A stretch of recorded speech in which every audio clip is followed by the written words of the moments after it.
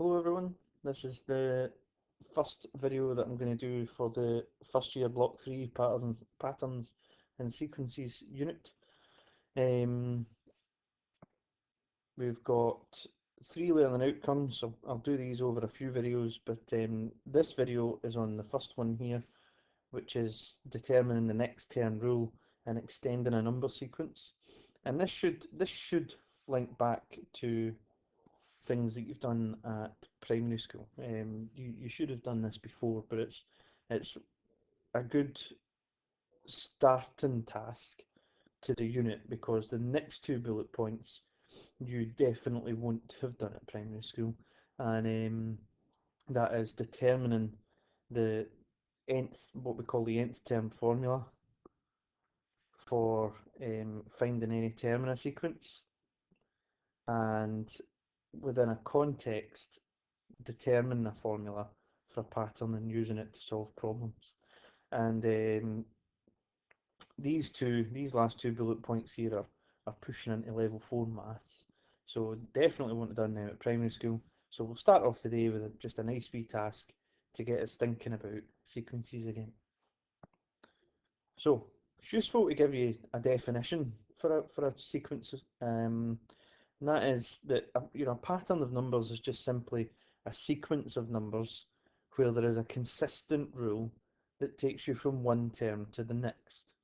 Okay, so if we look at 3, 7, 11 and 15, we can look at the pattern here and hopefully you'll spot that we're adding 4 each time to get to the next pattern, the next term in the sequence, yeah. So 3, 7, 11, 15. So the next one would be 19, 15, add 4, right? Now there's a little bit of definition stuff that I want to do here. Um, we talk about a sequence as being a sequence of numbers, and we can identify a number in the sequence by its position in the sequence. So 3, for instance, is the first term, right? 7 would be the second term, 11 would be the third term, 15 would be the fourth term, and 19, the one that came up with, is the fifth term, right? And that's important. You might get asked, well, what's the sixth term in the sequence?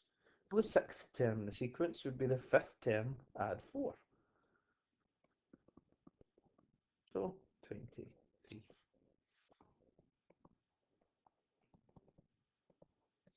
Okay, so let's have a look at a few examples, right?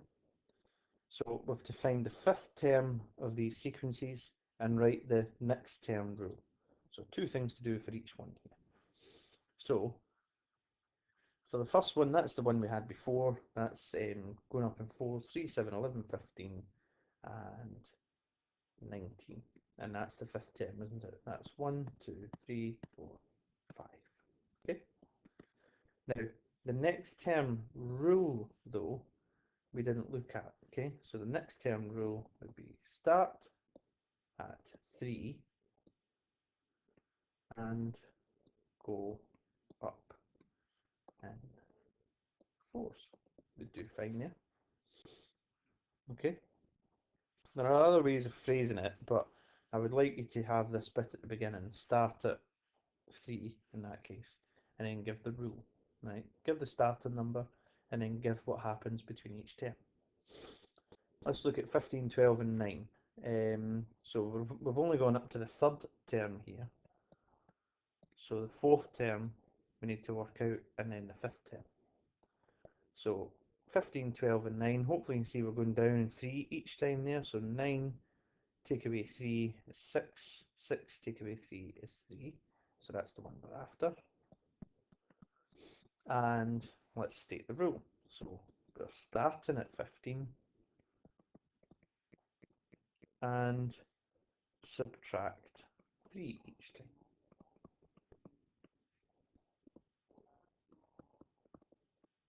Okay. What about these bottom 2 here? Right. So what have we got? 3, 6 and 12. Right, so that goes plus 3, but that's plus 6. But it has to have a consistent rule between each term, and that's not consistent, so that can't be right. Right, so an adding sequence isn't what that is. So let's look at a times table. Would that help us?